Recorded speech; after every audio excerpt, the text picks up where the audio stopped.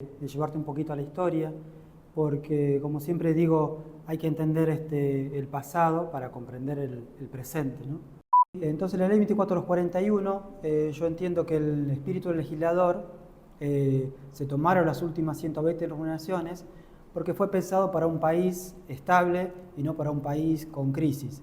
¿En qué contexto? Porque se pensaba que una persona iba a entrar a los 18 años como cadete, después iba a ser supervisor, lo más probable gerente, y que en sus últimos años de vida, sus últimos 10, quizás era director. Pero lo que sucedió en Argentina fue que empezó como cadete, fue como supervisor, llegó como gerente, lo echaron y después de eso empezó con un remiso o con un kiosco. Entonces cuando se empieza a tomar el promedio, el haber se le empieza a achicar. Por eso coincido en esa lectura que haces, que se debería tomar el total y las mejores remuneraciones, porque hay gente que por ahí trabajó de gerente en un banco 20 años y los últimos 10 como monotributista. Entonces Sí, se la chata... a ver, yo no dije que hay que tomar los mejores, ¿eh? Porque eso era antes. Sí. Antes te tomaban los mejores. Digo, no, tomemos la historia laboral de una persona, cuando ganaba poco y cuando ganaba mucho, y hagamos el promedio, porque ese es tu esfuerzo contributivo. Digamos, no podemos hacer magia. Si queremos, podemos ir a un sistema universal donde financiamos una jubilación mínima por impuestos. Es una de las discusiones. Muchas veces sectores progresistas dicen, no, vayamos al ingreso universal. Le digo, ojo, porque todo depende de cómo juegan las otras variables, ¿no? El mercado laboral, bueno, sí, fantástico, vamos a un ingreso mínimo de subsistencia. Bueno, fantástico. Pero mandamos a todo el mundo ahí, ¿eh? Mandamos a todo el mundo a la mínima. ¿Por qué? Porque el mercado laboral es informal. Claro. Entonces, estas variables en donde vos no generás un equilibrio, tienen efecto en las otras variables. Entonces, no hay una solución perfecta si vos no tenés en consideración todo esto. Entonces, y además no mentirle a la gente. No hay que mentirle a la gente. Porque, a ver, la tasa de sustitución, es decir, ¿cuánto es el 82% móvil para que la gente entienda del último salario? Bueno, ¿sabés qué?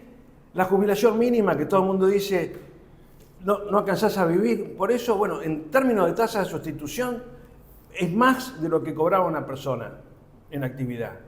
Entonces, pará, o por lo menos la renta imponible. Entonces, para los más pobres, la jubilación es más de lo que cobraba en actividad.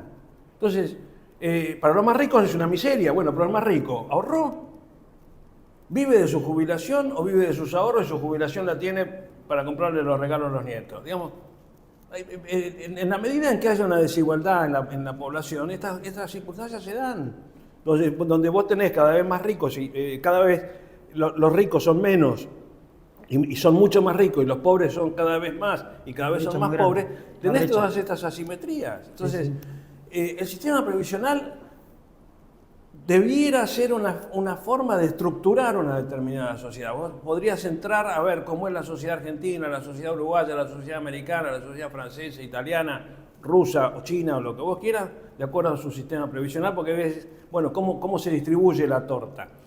Pero tenés que ver cuáles son las circunstancias de cada país, en donde, cuáles son las expectativas. Hoy en día yo tengo nietos y hablábamos con mi hija menor, que es abogada, vive en Europa, trabaja allá, y yo decía, bueno, ¿qué profesión les recomiendo? Y me dice, no, papá, esa no es la pregunta que hay que hacer a los chicos de hoy en día, de 9, 10, 11, 15 años. La pregunta es cómo querés vivir, porque ya los caminos que vos tenés en tu disco rígido, decís, bueno, ¿qué estudio? Programación de computadora, dije yo, no, papá, eso no existe más, ya la inteligencia artificial lo reemplaza. La profesión de mi esposa, que es intérprete de conferencias, en breve plazo, en términos de lo que es la vida de un individuo, se acaba, porque la maquinita esta te traduce online, si tenés los anteojitos nuevos, estos que sacaron ahora, te va traduciendo mientras vos hablás. A cualquier idioma. Entonces, ¿para qué vas a necesitar un intérprete? Y así montones de profesiones. Entonces decís, bueno, ¿cómo querés vivir? Entonces, bueno, en base a eso, ver cómo va a ser tu futuro. ¿Querés vivir en el campo o querés vivir en la ciudad? ¿Querés vivir sentado 15 horas por día o querés estar en la calle? Digamos, esa es la pregunta que se tienen que hacer los jóvenes. ¿Cómo quiero vivir el día de mañana? Y después lo demás habrá que ver. no hay un sistema previsional que les garantice el futuro. Entonces no hay que mentir, decirle, bueno, mirá, vos trabajás, esforzate, entraste en la empresa como cadete y te vas a jubilar como presidente o como gerente general o gerente de fábrica. No existe más esa carrera. Claro. Es más, hoy en día el mercado laboral, cuando ve tu currículum y te dice, vos trabajaste los últimos 25 años en la misma empresa, no me gusta. Porque esto es lo que te dicen los electores de recursos humanos. Dicen, no, preferimos una persona que haya entrado y salido porque eso significa que es dinámico, que está acostumbrado al cambio. Entonces, las cosas que me exigían a mí, no se lo exigen a los muchachos jóvenes porque tienen otro perfil y tienen otra manera de ser. Sí, sí. Entonces, hoy en día vos te quedás sin un empleo formal en relación de dependencia a los 50 años y no volvés a ese mercado laboral. Eso es muy injusto, El porque edadismo la es así. persona cae ahí en el monotributo y lo que veníamos hablando, Claro. y vienen con 10, 15 años de monotributo y nosotros nos encontramos con una persona que había sido 20 años gerente en un banco. Seguro. O sea, cambia, por Pero eso la entonces, importancia de tomar toda la historia laboral Por también, eso, no por es eso. una... Pero entonces, el mensaje a la gente, ¿cuál es? Mirá, hermano, el futuro es incierto. Entonces, cuando sos gerente de banco, retrae parte de tus ingresos, no te lo consumas todo, no te vayas todos los años a Miami, ahorra un poquito, porque el día de mañana la vas a necesitar. Ese es el mensaje que hay que darle a la gente. Que era el mensaje que tenían nuestros abuelos. Es decir, bueno, dependiendo de dónde era, si era italiano, me construyo una casa, un departamento en el fondo y lo alquilo. Ladrillos, Bueno, o sea, los sanos. a lo mejor los muchachos ahora con esto pueden invertir en la bolsa. Ojo con la inteligencia artificial, cómo los ayuda, entre comillas, los ayuda a invertir en la bolsa porque es muy riesgosa. Pero lo cierto es que esa promesa implícita que había en el sistema previsional, en donde doble promesa, ¿verdad? Doble contrato, el contrato intergeneracional, en donde los jóvenes con sus aportes nos pagan la jubilación a los viejos. El sistema solidario. Solidario. No llega, Y después, esa es la solidaridad intergeneracional. Y después la solidaridad intrageneracional, dentro de la misma... decir, bueno, yo que hice mayor esfuerzo porque gané mucha plata, tengo una jubilación más chiquita de lo que sería una proporcionalidad con respecto a mi sueldo en la actividad. ¿Para qué? Para que le pueda pagar una jubilación más digna a los que están en la otra punta de la pirámide, es decir, a los que tenían trabajos de baja remuneración, porque con esos aportes no se podrían, entre comillas, comprar una jubilación digna. Entonces yo que tendría derecho, yo que cobraba 4 millones, en vez de cobrar el 80 o el 90% de eso, cobro mucho menos, cobro el 60%. ¿Para qué? Para que permitir que una persona que cobraba un salario muy bajo tenga una jubilación mejor. Esa es la solidaridad entre la intrageneracional, o sea, dentro de la misma generación. Esos dos contratos están rotos. Claro. Están rotos porque ni somos solidarios intrageneracional, porque esto es como el juego de la pirinola. Yo leo las cartas de lectores, me entretiene mucho porque me da un panorama de la sociología de la gente en el día de hoy. Entonces, la gente dice, no, bueno, yo hice aporte durante 30 años. Sí, fantástico. ¿Cuánto aportaste? Ah, no, bueno. O los comentarios entre la familia. No, yo me jubilé como ama de casa. No hay jubilación de ama de casa. Ah, sí, pero a mí me jubiló. El gestor me hizo la jubilación y me jubiló como ama de casa. No, te jubiló como ama de casa. ¿Y cómo me jubiló? Como trabajadora de servicio doméstico. ¡Ay, nene! Sí, te jubilaste, tía, como empleada doméstica. No, pero bueno, fíjate vos, acá están los papeles. Te hicieron la moratoria como empleada doméstica, pero a mí no me dijo nada el gestor. Bueno, te compraste una jubilación gratis. Y Porque O vos las no trabajaste moratorias, nunca. si no las moratorias. Bueno, también, a ver, moratorias siempre eternas. hemos dicho que la moratoria no es compra de servicio. Desde que salieron las moratorias acá, no es compra de servicio. Mentime bien. Claro. Mentime bien, decime que trabajaste y que no pudiste hacer los aportes porque no tenías plata, o que trabajaste en relación de dependencia y te tenían en negro. Bueno, fantástico. Y ha habido casos en donde se ha podido probar. ¿Cuáles eran las categorías más baratas para la moratoria? Trabajadora de casas particulares, costurera. Sí. Entonces, bueno, si era costurera, tráeme Claro. la boleta de la máquina de coser, por lo menos, algo, Claro. mentime. Pero, bueno. Claro. ¿Me entendés? Los varones, el 401 que... Y con la última ley de moratoria autorizamos comprar servicio aunque no hayas trabajado directamente. Entonces, digamos, y eso pasa por el Congreso, entonces no se le explica a la gente esto. Entonces, cuando dicen, bueno, entonces, vos fijate, generamos una disputa dentro de la propia gente. El tipo que laburó toda su vida y tenía poco ingreso, pero hizo sus aportes. Y ves que su vecino, que no laburó nunca, o la esposa de su vecino, que no laburó nunca, porque si vos ves en la moratoria, la mayoría de las moratorias son para mujeres. No estoy haciendo una discriminación de género ni nada por el estilo, por Dios, estoy dando datos duros. Dice, pero ¿cómo tu señora no laburó nunca? Pues se dedicó a criar a los chicos. Bueno, sí, está bien, pero no había una jubilación que contemplara las tareas de cuidado. Entonces, bueno, pongámosla si queremos, pero son las cosas que hay que discutir. Sí. ¿Y vos pensás que la gente común de a pie le interesa el tema de seguridad social? Debiera interesarle porque es el 50% del gasto público y ese es su futuro. Claro. Entonces, lo que pasa es que si se lo hacemos muy difícil y si lo explicamos en términos difíciles, la gente no lo entiende. Y cuando la gente no lo entiende, se pone con bronca. Y esa bronca se expresa políticamente. Claro. Hay un libro muy interesante que se llama La tiranía del mérito, de un filósofo actual que enseña en Harvard, Michael Sandel, que viste cómo son los americanos que utilizan un caso y a partir de un caso, bueno, él a partir de un caso muy conocido en Estados Unidos que fue familias de la high society, de la alta sociedad, con mucho dinero y mucho prestigio, que compraron, sobornaron para que sus hijos entraran a universidades de mucho prestigio. Pues no es lo mismo estar recibido en Harvard, en Yale, en Princeton o en el MIT que en la Universidad de Chattanooga, no es lo mismo. Entonces Sandel dice, ¿qué lo llevó a esta gente que tenía todo, que tiene apellido, más dinero, a que sus hijos obtuvieran, a hacer trampa? Es decir, Un fraude. Sí. un fraude a la ley, puede ir preso, de hecho, algunos, bueno, tuvieron una probation, diríamos nosotros, no fueron presos, pero más o menos. ¿Qué lo llevó a cometer un delito para esto? Bueno, es que si no tenías los títulos de eso, no sos valorado por la... Claro. Por la Por sociedad. la sociedad, el No es valorado. Entonces, si prestigio. vos no tenés un título o un postdoctorado o 3 postdoctorados, tengo una sobrina mía que tiene 3 postdoctorados en biología, pues si no, no consigue trabajo, no es valorada por la gente. Y entonces, ¿qué le queda a la persona que no llega a la universidad? Y eso se expresa políticamente. Y dice Michael Sandel, cuando la señora Hillary Clinton pierde con el señor Trump la elección en donde Trump fue el presidente por primera vez en Estados Unidos, a Hillary Clinton le hacen una entrevista. Le dicen, ¿perdió? Sí, dice Hillary, perdí.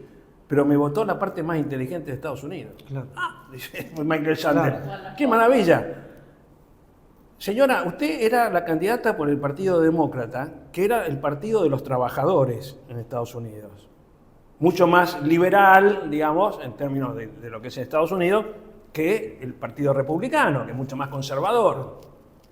Entonces, usted dejó de representar a la gente que su partido representaba, que es todo el cordón oxidado de Estados Unidos, es todo el cordón industrial, que porque Estados Unidos, la fábrica de zapatillas las hacían en Pakistán o en Tailandia, los iPhones se hacen en Tailandia, los Samsung se hacen en Corea, o la maquila de los vaqueros se hacen en México porque es mucho más barato, perdieron su trabajo y las fábricas están oxidadas.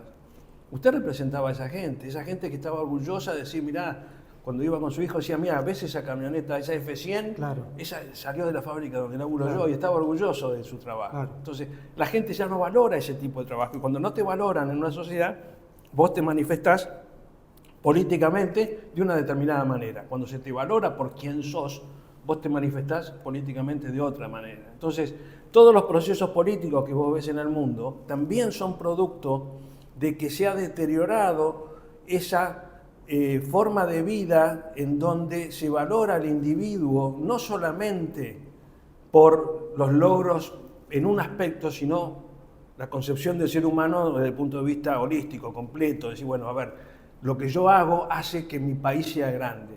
Por eso el mensaje Make America Great Again, hagamos América, prendió mucho en la gente, porque dice, yo quiero volver a tener esa ese país que me reconocía como valioso. Claro, la identidad nacional. Eso pasa por el trabajo, porque Y me eso pasa por el imagino trabajo. que cómo se hace, o sea, si más allá de que va a haber una reforma previsional, ¿no? Pero moratoria sí, moratoria no, esto sí, esto no. ¿Cómo se genera el trabajo? Bueno, Sí, para que eso de alguna manera sea contributivo al sistema, se puedan generar aportes y contribuciones. ¿Cómo se vuelve a eso después de tener 30 años en monotributo o autónomo financiado? mirá, Subsidiado por el sí, Estado. reforma ¿Cuál laboral. sería la pista? Porque nosotros decimos, bueno, a ver, las cajas en la provincia de Buenos Aires no quiere transferir su caja, Córdoba tampoco, hay cajas Entre Ríos. municipales que tampoco quieren, el Banco de la Pampa tiene su caja propia. ¿Cómo se cambia todo eso? A ver si se puede hacer un sistema, ¿no? Que unifique todo y que a la vez se promueva el trabajo, se vaya dejando... La reforma laboral también. Claro, se vaya dejando el monotributo, porque el monotributo era algo provisorio. Era una salida a una situación temporal. Me quedé sin trabajo, puse una remisería, bueno, me hago un monotributista, pero con la idea de que esa persona puede escalar de alguna manera, puede volver al mercado laboral. ¿Cuál no sería? Porque es una cuestión ya sociológica, va más allá. De ciencia política. Es decir, a ver. ¿Cómo preparamos chicos preparados hacia un mercado? ¿Cómo los convencemos, ¿no? De que vale la pena. Sí, claro. Mirá, lo primero que hay que sentarse es a decir, vamos a discutir todos los temas juntos. Porque pensar en la previsión social sin pensar en cómo es el mercado laboral, significa que nosotros diseñemos un sistema previsional para un mundo que no existe más. Y no va a existir más. A ver, por más que nos duela, es unas discusiones que a veces tengo con colegas, queridos, amigos, pero no son discusiones, no son peleas, son diálogos. Es decir, esa sociedad industrializada ya no existe más. Esa sociedad del empleo formal de 30 años no existe más. Entonces, pensar un sistema previsional para esa sociedad es condenarla al fracaso dentro de 5 años. Digamos, porque nunca fue así. Porque además cuando la jubilación como nosotros la conocemos, Bismarck dijo vamos a dar algo porque ¿qué pasaba? Nadie llegaba. Alemania empezó a ser, era el país más desarrollado de Europa y estaban todas las teorías del marxismo, del socialismo, que estaban empujando a ese sistema de la revolución industrial con fuerza. Entonces, Bismarck, que no era un progresista, era un cochino conservador, pero muy conservador, dijo, demos algo o vienen por todos. Entonces dijo, vamos a darle jubilación a los trabajadores. Ah, fantástico, macanudo. Edad de jubilación, 60 años. Expectativa de vida, 50. Claro. No iba a llegar nadie a jubilarse. Claro. Entonces, vamos a hacer lo mismo. Vamos a diseñar un sistema de jubilaciones asumiendo que el que va a gozar de ese beneficio es esta persona, cuando esta persona ya no existe más. Claro. Esta persona que entraba a trabajar a los 18 años en una empresa como cadete o como personal de maestranza y llegaba a gerente o llegaba a jefe de planta, no existe más eso. Entonces, tenemos que pensar en el régimen previsional para un mercado de trabajo que está cambiando y que va a seguir cambiando y que no sabemos, como no soy especialista en trabajo, no sé cómo va a ser en el futuro, pero sentemos a los especialistas en trabajo y decir, che, ¿cómo lo ven para adelante? Claro. Sentemos a los demógrafos a decir, che, ¿cuánto va a vivir la gente? Porque, y sentemos a los economistas al lado, decir, bueno, sí, fantástico, mirá, las expectativas de vida con los avances tecnológicos que hay en la ciencia, ahora lo vamos a poder pagar a eso, porque también la medicina está llegando a un punto en donde vos tenés medicina para ricos y medicina para pobres. Entonces, todo el mundo va a gozar de esa medicina que nos alarga la vida. No sé, sentemos a los que saben de salud. Pero además, no nos podemos olvidar que el sistema previsional es un sistema que rige en toda la Argentina, porque cuando hablamos del sistema previsional, hablamos del régimen nacional.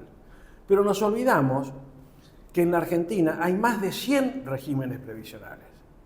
Porque está el sistema de ANSES, para que todo el mundo, el régimen general, la ley 24 de 41, que tiene jubilados en todas las provincias argentinas. Después tenés 13 provincias que no transfirieron sus cajas. Después tenés cerca de 100 cajas profesionales, la caja de abogados, de médicos, de contadores, de veterinarios, de agrónomos, de dentistas. Tenés las cajas municipales, tenés las cajas complementarias o los fondos complementarios. Entonces, todos esos forman parte de la seguridad social, porque la plata sale del mismo bolsillo. Claro. Entendamos que hay una sola persona que es contribuyente, que contribuye a pagar estos gastos, este otro gasto, la jubilación. Ahora vamos a ver un poco la composición de los ingresos de ANSES para que tengamos idea de qué estamos hablando. Pero si no, volvemos a lo que Vidal Campos llamaba, Vidal Campos un gran constitucionalista, para los que no lo conocieron o no son abogados, hablaba del federalismo de concertación, ¿no es cierto? Hay varios fallos de la Corte, digamos, Frías también hablaba del federalismo de concertación, es esa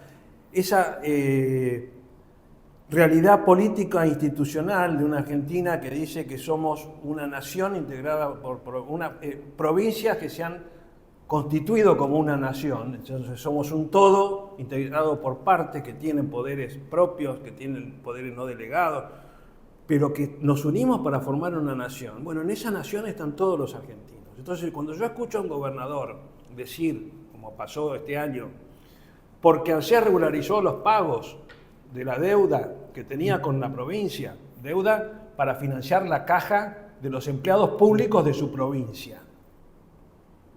Le vamos a dar la mejora del 100% a las jubilaciones de los cordobeses. Estoy diciendo, por lo menos está mintiendo. Porque no le dio el 100% de aumento a la jubilación de los cordobeses, le dio el 100% de aumento a los empleados públicos cordobeses que se jubilaron en su caja. No a todos los cordobeses.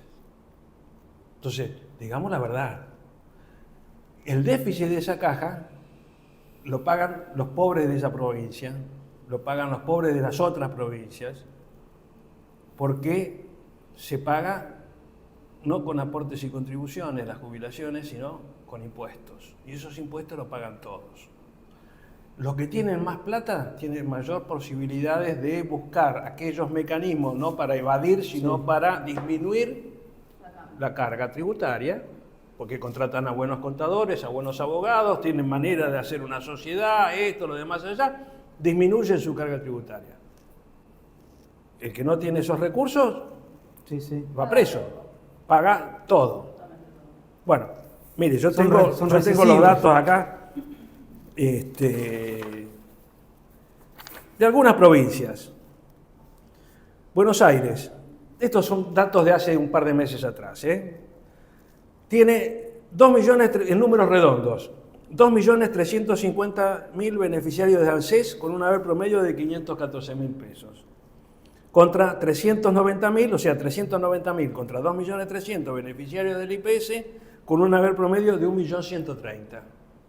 De la caja de la provincia. De la caja de la provincia de Buenos Aires. Córdoba tiene 522.000 beneficiarios de ANSES que cobran esos promedios 514.000 pesos. Contra 113.000 beneficiarios de su caja que cobran un promedio de un palo 300. Santa Fe. 480.000 beneficiarios nacionales contra 112.000.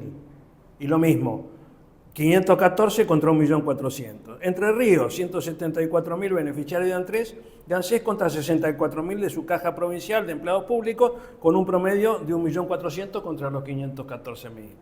Santa Cruz, 26.000 jubilados de ANSES con un promedio de 514 contra 21.000, casi la misma cantidad que cobran 1.300.000. Tierra del Fuego, bueno, y así podríamos seguir provincia por provincia.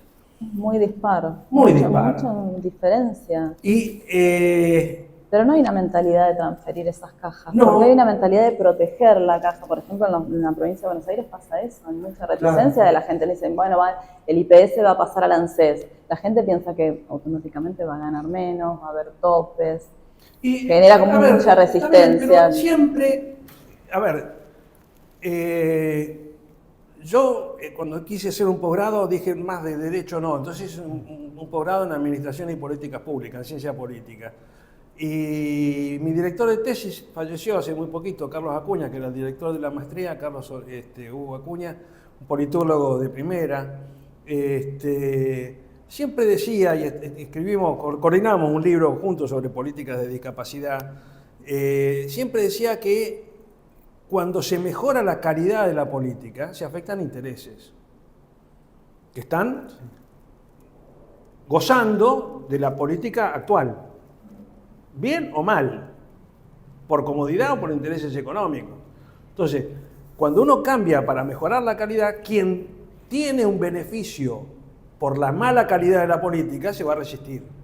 Entonces, lógicamente, si yo soy empleado de la provincia de Buenos Aires, empleado público de la provincia de Buenos Aires, me dicen, vas a pasar de cobrar un palo 400 para pagar 500 lucas, claro. Digo, no, muchachos, dejemos las cosas como están. Claro. Entonces, bueno, ¿cómo se hace?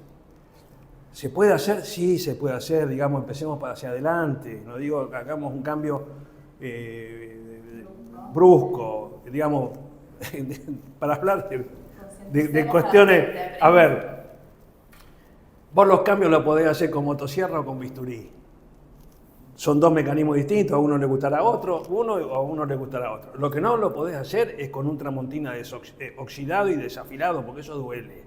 Entonces, a ver, en el año 2020, cuando yo era secretario de Seguridad Social, se encaró una reforma, mini reforma previsional, que tocaba dos de los regímenes especiales, el régimen de los jueces y el régimen de los embajadores, que eran los regímenes más, ¿cómo decirlo sin herir susceptibilidades?, que más irritaban a la gente por lo alto de sus salarios. En el caso de los regímenes, del régimen previsional del Poder Judicial de la Nación, simplemente, en vez de ser el último salario, se toman los últimos 120, fue una reforma, mini reforma. En el caso de los embajadores, no, se dijo, a partir de ahora, toda persona que entra al Servicio Exterior de la Nación se jubila por el régimen general. Como tienen buenos sueldos, muchachos, ahorren. Ese era el mensaje, ¿no es cierto? Los que están no se los toca por los derechos adquiridos, porque tampoco era cuestión de generar litigiosidad. Bueno, y esto también hay que decirlo, los regímenes diferenciales. Cuando yo hablaba del diálogo argentino, en eso que tomemos toda la historia previsional, en vez de los 120 meses, los últimos 120 meses y demás, también hubo un gran consenso para que se eliminaran todos los regímenes que fueran diferentes, para no llamarlos ni de privilegio, ni de especiales, ni diferenciales, todos los regímenes diferentes al régimen general, de la ley de las jubilaciones que pagan CES. Y estaba en el libro blanco de la Seguridad Social.